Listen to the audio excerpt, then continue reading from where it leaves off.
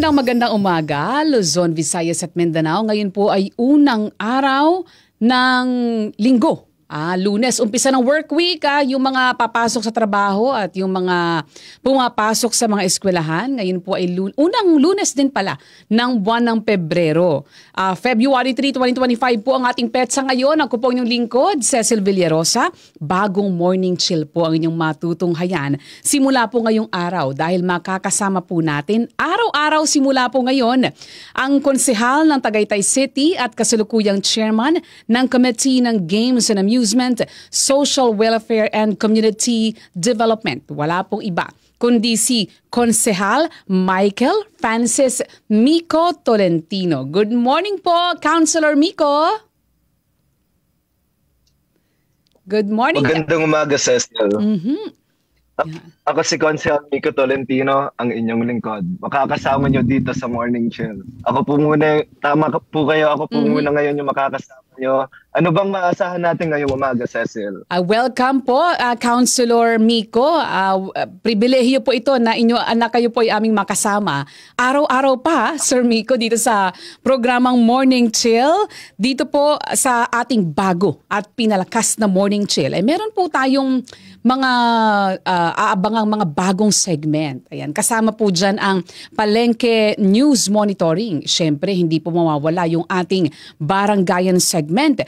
Maidagdag na rin po natin, Councilor, yung LGU update at yung ibang mahalagang usapin sa ating lipunan. At siyempre, sports news. Yan, Councilor. Lalo pat kayo yung chairman ng Committee ng Games and Amusement.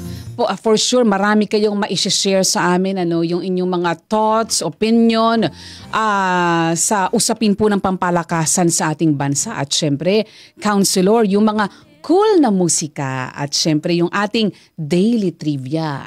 Sa ating trivia ngayong umaga, ang pangalang Tagaytay, batay sa mga alamat, ay mula sa mga salitang taga-itay na binanggit ng anak sa kanyang ama habang sila ay nangangaso o nasa hunting. Ang tanong, anong hayop ang nabanggit sa alamat ng Tagaytay na hinuhuli ng mag-ama kung saan hilalaw ang pangalang ngayon ng syudad?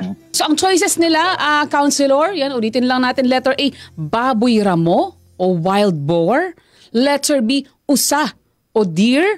O letter C, tupa o sheep. May ganyan palang ngayon ko lang tinunang narinig ito.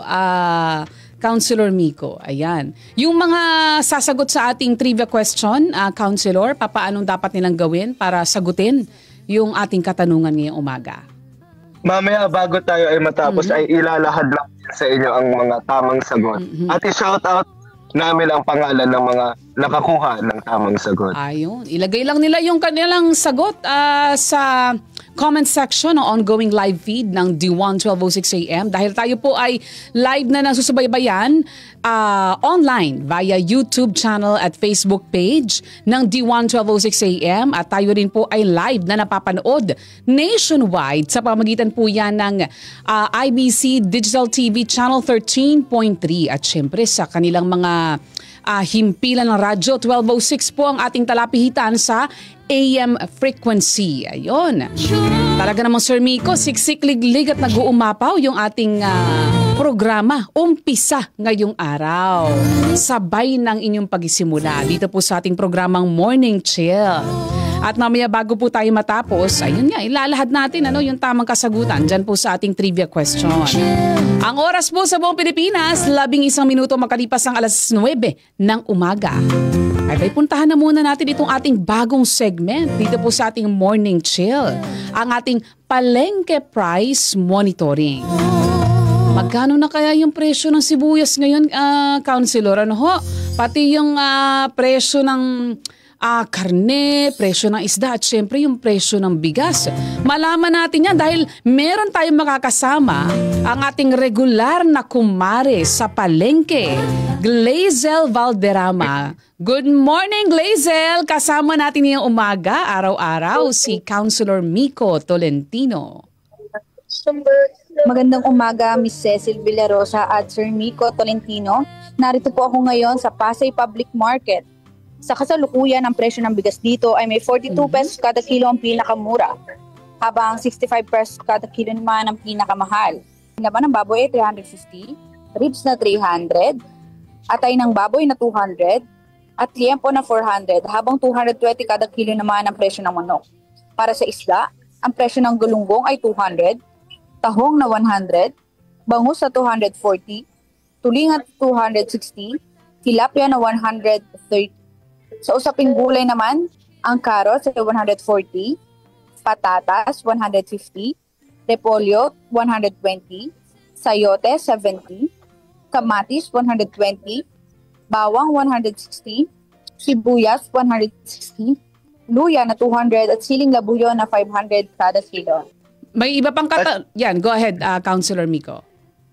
At sino ang tindera dyan na masaswerteng tatanggap ng ating token ngayon umaga? Si Nanay Salve yun, Councilor Miko. Kung saang probinsya siya galing, yan, Councilor Miko, yan. Saan na ba kayong probinsya, Nay Salve? Ang probinsya ko po is Bicol. Okay. Bicol po, Bicol. Sa Bicol. Sa Bicol po kami, Albay. Sa Albay? Opo, Albay. Yun po ang province ko. Sa Albay? Saan po kayo sa Albay, Nay? Baka kay Albay po. Ganun. Nadayo na yata kayo doon si Senator Tolentino naman. Opo, si Senator Tolentino, taga Ginobatan Albay naman. Doon naman po siya Ginobatan po. Malapit na rin po yun. Opo, sa Ginobatan. Malapit na po. Opo, pati yung nanay niya. Yung nanay rin po ni Senator Tolentino, Okay. Yung aking lola. Doon talaga ako pinanganak sa Makakay Albay. Ganun. Tapos, Mga Oragon. ang mga Oragon. Sunod-sunod na kasi yan eh. Ginubatan, tapos Kamalig, Daraga, Legazpi, and then Makakay na. Opo. Okay, nako. Sunod na. Tatanggap si Nanay Salve ng token mula po sa programang Morning Chill. Ayan. Para po sa ating, meron tayong ngayon, bagong segment, Councilor, yung ating LGU News Update. At syempre, lalayo pa ba tayo? Dahil kasama natin yung umaga si Councilor Miko ng Tagaytay City. Councilor, ito pa lang iyong unang termino bilang City Councilor. Bigyan po natin ng kaunting background yung ating mga taga-subaybay. Kilalanin natin ang up close and personal si Councilor Miko. Ayan. Councilor, ito ang iyong unang termino. Pero ano ba yung Tapos ikaw pa ay ang chairman pala ng Games and Amusement, yan, at ng Social Welfare and Development ng lungsod ng Tagaytay. Ano ba yung mga programa na iyong binibigyang prioridad? Napakaabala pala ng iyong komite. Magandang umaga po sa inyong lahat. Actually, pangalawang termino ko na po ito bilang konsehal. Second term. Okay. Second term. Nakaka-6 na taon na rin ako nagsiservisyo sa lungsod ng Tagaytay. Pero ngayon po, chairman ako ng Social Welfare and Development. Pero ever since nung unang takbo ko, humahawak ako ng iba't ibang mga sports team tulad ng basketball at volleyball. Meron pong men at women at saka different ages po yan, iba't ibang mga edad. Tapos hindi lang yung, I also introduce mga iba't ibang sports sa mga kabataan sa Tagaytay. Kasi yung po yung nire-represent ako sa Tagaytay para pauna rin yung Tagaytay sa larangan ng sports. Kaya binibigyan ko po ng opportunities so, lahat po ng kabataan sa Tagaytay. Kaya inintroduce ko po iba't ibang mga sports tulad ng billiards, boxing, kickboxing, pati skating. Kasi sa Tagaytay po, meron kaming skate park na ginamit ng SEA Games. Kaya, ginagamit na parang lahat po ng advantages na meron kami, ginagamit na rin po namin. Tapos rin po ako, Ate Cecil, I'm also the board of directors sa Philippine Kickboxing Team. Wow. Kaya meron rin ako hinahawak ng mga fighters, tulad na meron tayong mga kickboxer at mga boksingero.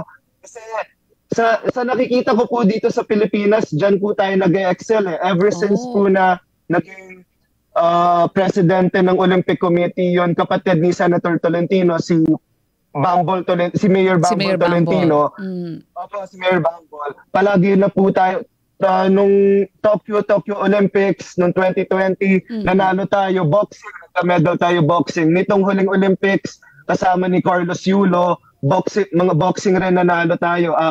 Babae pa. Kaya sa tingin ko, parang ako nagfo-focus binibigyan ko ng future yung mga individual sports para ma-focus rin, matulungan din yung mga boxingero. Tapos ano rin pala, Ate Cecil, ako, manager ng mamaya parang papag-usapan natin, yung WMPBL po, yung Women's Mahalik Pilipinas League. Manager rin kami, meron din team kami ni Senator Tolentino, Cavite Tall Patriots. So, mga kababaihan rin po yun. Kaya, hindi lang po mga lalaki yung sinusuportahan namin, pati po kababaihan na mga basketballista or mga nasa sports po, sinusuportahan po namin.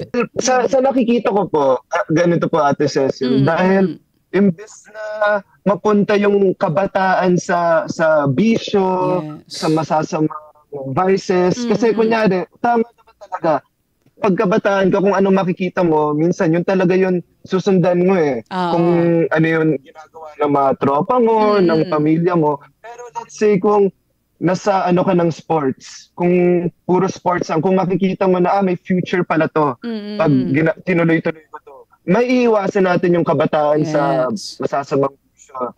Diba? Kaya sa nakikita ko, yung sports po, isa siyang way na makakatulong po para maiwasan natin yung mga kabataan sa masasamang bisyo po. Sa ibang sports news naman, sumali na rin ang IMOS. Ito po yung sinasabi ko kanina, ang Cavite Women's Maharlika Pilipinas Basketball League. Ang team ng IMOS ay ang Victorian Beauty Lounge na mapapanood na rin sa mga susunod na laro ng WMPBL sa mga susunod na araw. Update naman sa naging laro ng WMPBL kagabi sa laro ng Easy Jersey Relentless at CEU Lady Scorpions na isinagawa sa Mandaluyong City College Science and Technology. Wagi ang Lady Scorpions ng CSU sa score na 68 kontra sa 65 ng Easy Jersey Relentless. Naging dikdikan din ang second game between Pilipinas Aguilas laban sa Carlos PH Philippine Navy Lady Sailor. Nagtapos ang laban sa score na 72-65. Panalo naman ang Philippine Lady Sailors. Nakalaban po namin yan yung Philippine Lady Sailors. Sa third game naman, nagharap ang San Juan Lady Knights at FEU Lady Tamaraos. At nagtapos ang laro sa score na 44-3. Panalo ang San Juan Lady Knights. Wow! Balikan na natin, Counselor, yung ating trivia question kanina. Yun. Yung ating katanungan kanina, anong hayop yung nabanggit sa alamat ng Tagaytay na hinuhuli ng mag-ama kung saan po halaw ang pangalan ngayon ng lungsod ng Tagaytay? Letter A, baboy ramo. Letter B, usa. O letter C, tupa. Siguro ikaw na magsabi ng tamang sagot, Councilor Miko. From mas kabisado mo itong itong legend na ito. Yes po. Kaya ang tamang sagot ay letter A, baboy ramo o wild boar.